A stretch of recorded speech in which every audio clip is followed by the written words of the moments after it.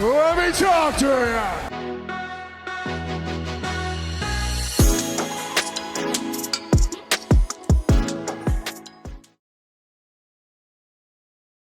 Hey, welcome back here to Kentucky Neckbeard here. Sorry I didn't get the pregame video done. If I would have guessed, my guess was around, I thought this game would be 27-24 Kentucky. So, I mean, that would have been my prediction. And actually, I thought that was kind of high points for Kentucky teams had struggled to score points all year. But Kentucky went down to the Gator Bowl, a.k.a. Taxslayer Bowl, playing Clemson. I thought it was a pretty good matchup. I noticed Clemson had a lot of opt-outs, which is kind of why I thought Kentucky might actually go in and sneak this one out. But, you know, Kentucky came out, went 3 and out. Yeah, you know, Clemson goes right down, kicks a field goal, went up 3-0 pretty early. But Kentucky responded really quick. Went up fucking 7-3. I thought Kentucky showed promise for 2024. I'm going to do another video on the opt-outs, transfers, because we both had opt-outs and transfers. Well, not opt-outs, transfer portals and NFL draft players. Both played. You know, we have both playing yesterday. It was Friday. It's now Monday, which Happy New Year. I'll get into all of that at the end of this video. Some of that at the end of the video. We'll just go from there. But like I said, Kentucky, got down 3-0. They came right out, responded right back with the next offensive possession. We went up 7-3. You know, Kentucky dominated this first half for the most part. Because if I'm not mistaken, Kentucky was up 14-3 before Clemson scored a touchdown close to halftime to make it 17-10. 14-10. No, I don't know where I got 17. 14-10 at halftime, and Kentucky looked really good. We were running the ball, we were passing the ball, throwing the ball around. We even came out of halftime, and I just had a gut feeling that maybe Clemson's gonna come out and shut our offense down and score and kind of take over the game in the second half. It's not what happened. Kentucky comes right out of halftime, goes up 21-3 on Barry Brown's 100-yard kickoff return. The other touchdown, first touchdown before that was Barry Brown when we went up 7-3 on a reverse, 22 yards I think it was. So here it is. We ain't but a minute in, less than a minute into the second half, third quarter, and Kentucky's up 21-10. At this point in time, I thought Kentucky had the game. As long as our defense stood tall, I thought our offense could do it just enough to put points on the board to kind of keep Clemson out. So it kind of went back and forth after that. From there, both offenses, it was kind of a defensive game. Offense would kind of get something moving, and then the other defense would stop them. I want to say though, at the end of three quarters, Kentucky was up 21-17. I want to say. Don't hold me to it. I was driving at this point in time. I was trying to get up here to New York. Actually, I wasn't even trying to get up here to New York. I was trying to go pick this load up in Alabama. But anyways, beside the point. fourth quarter, I want to say it was something. We may have still been up 21-10. Start the fourth quarter, but the defense was looking at stopping Clemson at 3rd and 2, and we didn't do it. We gave up points. So this is why I'm pretty sure we were up 21-17. Clemson kicked a field goal. We stopped them, but they kicked a field goal, made it 21-20. It's kind of where I'm leaning. I want to say Kentucky went down the field, made it 24-20. And that's kind of when everything went kind of bad. We allowed Clemson to go down the field. They scored a touchdown, take a 27-24 lead. We come back out. Devin Leary, I think it was third play of the third play. Devin Leary throws an interception. I mind you this: Kentucky had 0 turnovers. Clemson had 0 turnovers going into the fourth quarter. Kentucky's defense, both defenses had kind of settled in and was not really letting the offense have their way. Either offense, for the most part. And then Kentucky goes right back down after going down 27-21. Kentucky goes right back down. 3 plays. I think it was 75 yards. We hit Barry Brown for his 3rd and last touchdown, a 60-yard reception.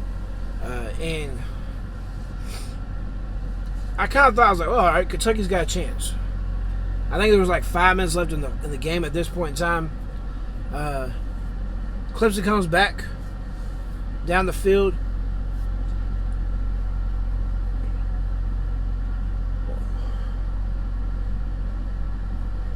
And I want to say they went up.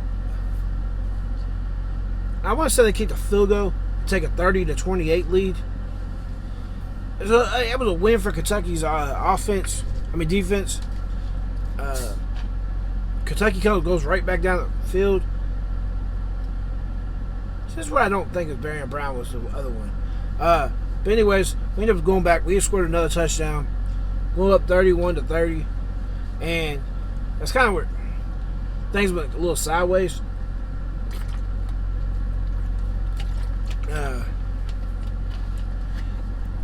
Because Kentucky, and then comes back out after Devin Leary interception. Now he's, I think it was 3rd down, and he instead of just tucking the ball away and going down for the sack, he tries to get out of it and ends up fumbling the ball. I might be too far ahead of this. But moral of the story is Kentucky had 4 turnovers while leading the game. Well, leading or trailing by a couple points. 3 turnovers while leading the game. Then the 4th one came with 17 seconds left in the game, where Clemson just took a 38-31 lead. It's heartbreaking. I feel like the offense, I feel like kind of offensively, we didn't go conservative enough. It's kind of obvious to me. Dabo kind of out-Stoops. But he played ball control football, defensive game, and he just wanted the defense to keep him in the game. They hung around. They took it from us. That's 2 bowl games in a row we lost. I think defensively at the same time, Mark Stoops went ultra conservative on defense. We went to this prevent conservative defense. Gave cushions. We just let Clemson dink and dunk all the way down the field. They pretty much had whatever they wanted. There's pictures out there where Kentucky's corner is 10 yards off the line. I thought we had it when we had Clemson at 3rd and 18. We were up 31-30 at this time. I thought I was like, well, Stoops is gonna go to this conservative, prevent defense. He doesn't want the ball to go over the get the first down, and Clemson's gonna take something small and we'll make the tackle. That's not what they did. They threw the ball like 16 yards out of the field, had a 4th and 2, and they got it. That's how they took the lead 38-31. End of the day, I'm ready to see. I'm disappointed in the year. 7-6 is not. It's gonna sound bad, but it's not standard in Kentucky.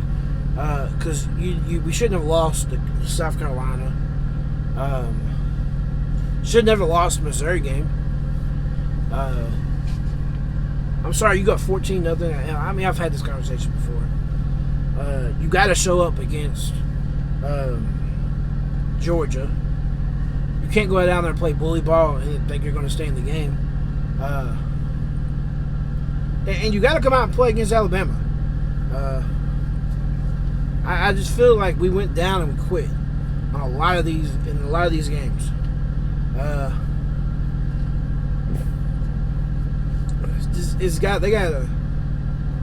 Stoops has got to get the culture back, got right in Lexington.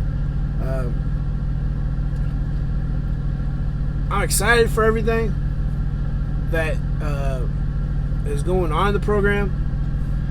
I'm going to wait. I'm going to save some of this news for the next video. Who's in, who's out.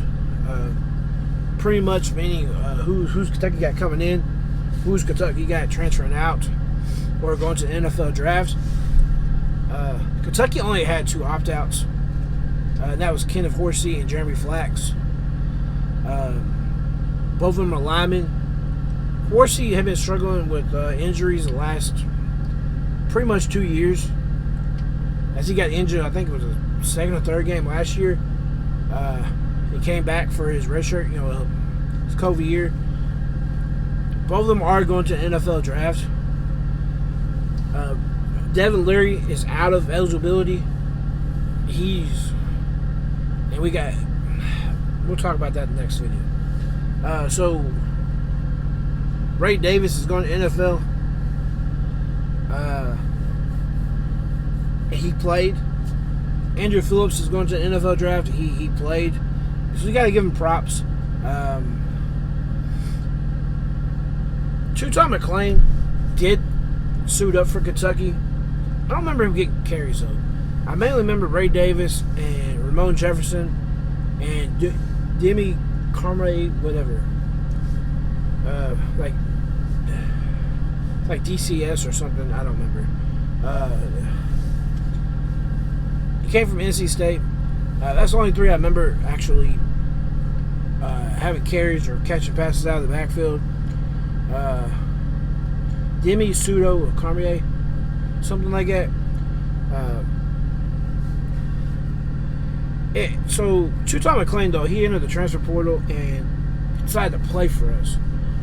Not something you see a whole lot of. Something I did hear, I don't know how true it is, something KSR-wise, that Matt Jones is proclaiming that like players because Andrew Phillips, Ray Davis both said they were going to NFL draft after the Louisville game, and they both said they were not going to play in the bowl game. Well, they both ended up playing. Apparently, Kentucky, some of the people in Kentucky who make NIL deals with Kentucky, they put in the contract for them to receive full payment. They must play in the bowl game, the 13th game.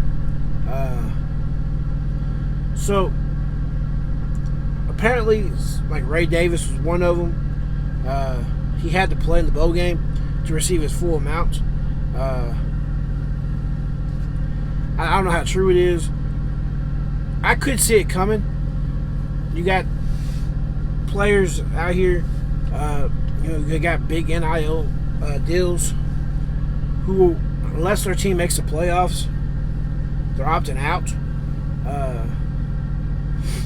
It's just, I kind of agree with Matt Jones. I do see it coming more and more. I think other universities are doing it. That's all I got for you in this video. Disappointing season. Kentucky dropped the Gator Bowl 38-35. I appreciate y'all tuning into this video. If you don't mind, hit the like button for me. If you ain't already done so, hit the subscribe button. I got big things planned for this channel. I'm trying to take it off a little more. Some of these videos I've had some stuff done for, written down. This one I'm just doing off the top of my head. The next video will have a little more detail into it. We'll have a little more written down, so I get everybody done and get everything right. But thanks for tuning in. Go Cats. I'm gonna go ahead and pull a KSR. Go Krogering. Thanks for tuning in. Peace.